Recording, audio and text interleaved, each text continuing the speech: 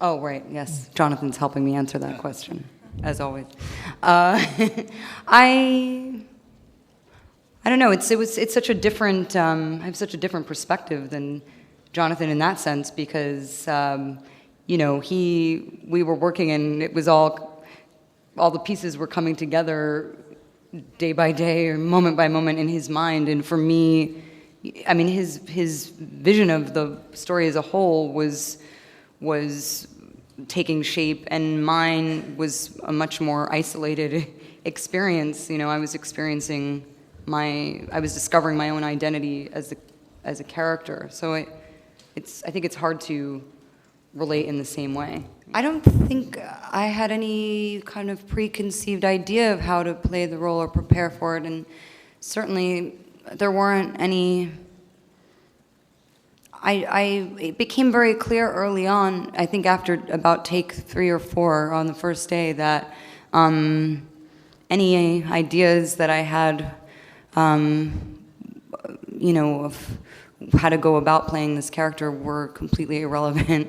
And it took us, I would say, a couple of weeks to kind of fall into the, find our footing a little bit, because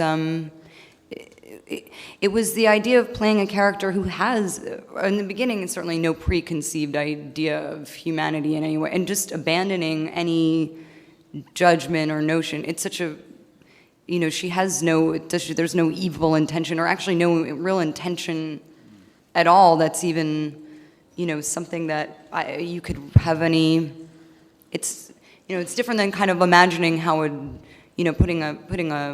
taking a dog and sort of, putting your own kind of human traits or characteristics to it, and, it's guilty here and it's feeling, I don't know, ashamed this way. It wasn't like that. It was just, about a kind of abandoning, I don't know, sort of starting out with this very blank kind of sort of, I don't know, so somebody that's not really, you have to, you kind of finding these little cracks, but in general, it's a person that's not a person, it's a being that's part of an entity, yeah, that's what we were saying, and it's, as I'm having a hard time answering that question, it was that hard to kind of find the performance in the beginning, I guess.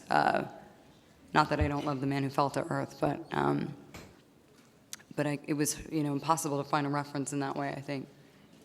I think, Jonathan and I talked about, the fact that, everything that Laura does is for a purpose, and so she's only kind of turned on, so to speak, when she needs to be, and then just kind of returns to a state of being. So as opposed to having the kind of strange alien movements, like you would see in like a Tim Burton movie or something, it wasn't, we didn't want to have her feel like an alien with these weird kind of strange, cute, odd, missteps and things like that. Just that she was kind of on and off, and whenever she needed to be, and that was that she would just kind of return to that state of being or observing what she needed to, and that was it. Some of the other actors in the film, are actors in the film, and there was some written dialogue, but it was interesting how, kind of the two of us were in on this secret at times, but still because the dialogue, we realized early on that it was there might be some notes that we needed to hit, but then the scene would sort of unfold and it became more abstract, and it was just two people wanting something from one another. It felt very genuine. It wasn't like we were a part of the environment that we were in. And so it's sort of, there's a blurred line between the reality and also this kind of illusion, I think, that is, such as life, the way that we interact with one another, that we both have this kind of something that's motivating us, and we can kind of, the scene sort of finds its shape within that.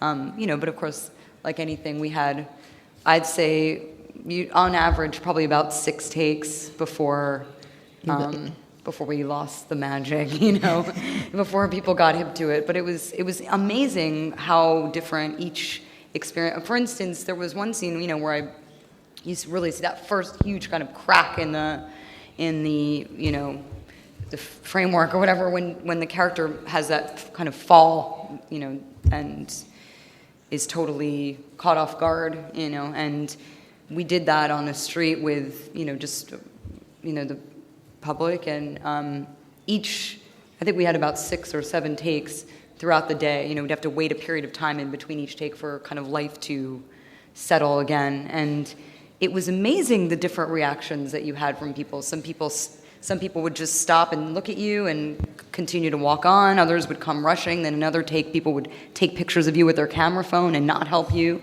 All kinds of strange things. And then real, unbelievably acts of real human kindness, you know, people genuinely concerned. And the dichotomy was just absolutely fascinating. And, you know, I think it's a huge part of the experience of watching this film.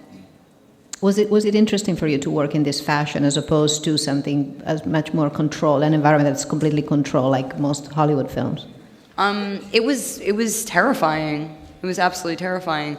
Not because I was afraid that I would be found out. I mean, there was some aspect of that in the beginning, but quickly, like, that went away because we had such an intimate feeling, I think, in our crew, and so it felt very protected in that sense. But I was afraid of how people react in general. I don't know, it was a very strange experience. You know, just knowing that something's going to happen as the character does, you know, before anybody else, you know, as Jonathan described earlier, kind of this character being the only one that is the lie or in on the lie or whatever that is. And then I was just not knowing was, you know, it was part of the experience, I guess, of working on this film and with Jonathan and with Jim and our whole crew, was actually having to just abandon, you know, a lot of these very human, you know, instincts that we have, protecting ourselves and, you know, wanting to protect one another, and just, that experience helped me also to find that kind of reset stage that the character is in, was just totally abandoning that fear and being very present, and it was a therapy, I guess. I don't think of this film as really being a science fiction film. I mean, I think the log line sort of, you know, lends itself to being a science fiction film, but in fact, and Jonathan and I were talking about this earlier, it certainly making it, and I think watching it, although maybe I am a little, you know, I don't know, I have a different idea of it, of course, but it feels sort of like an experience, I think. I don't think it fits necessarily into a genre like a thriller or a science fiction film or a horror film. It's, you know, just in the same way that I think it's hard, you know, that I don't know that this film necessarily has any specific kind of morality or, you know, and these kinds of, I think, general ideas or labels we place on pieces of film. It doesn't seem to fit within those confines, I guess. But like I said, the whole experience of making this film was, I mean, every film that I do is a different type of experience, and this one certainly was a whole other kind of a challenge, you know. Same as doing theater and film, it's a whole other, you know, you use a different muscles, I guess. I don't know. Well, I think one of our most difficult scenes was probably the scene that we did with Adam. I think was difficult. Who, you know, the one that was finally set free, and you know, it was just a hard scene to find. I think we had it was scripted, and we tried it that way. And of course, Adam's not an actor; he's more of an advocate, and I think it was hard to get him to let his guard down, of course. not only because of, ideas that he probably has about himself, others have about him, his sensitivities, his own experiences, but also because just as a man, I think he was sort of protecting his vulnerabilities and trying to find the kind of key that would unlock that. Was just, it was difficult, but once we had it felt like that with a lot of the scenes. It was like once the door was kind of like pushed open a little bit, it just like kind of swung open, and it suddenly everything fell into place.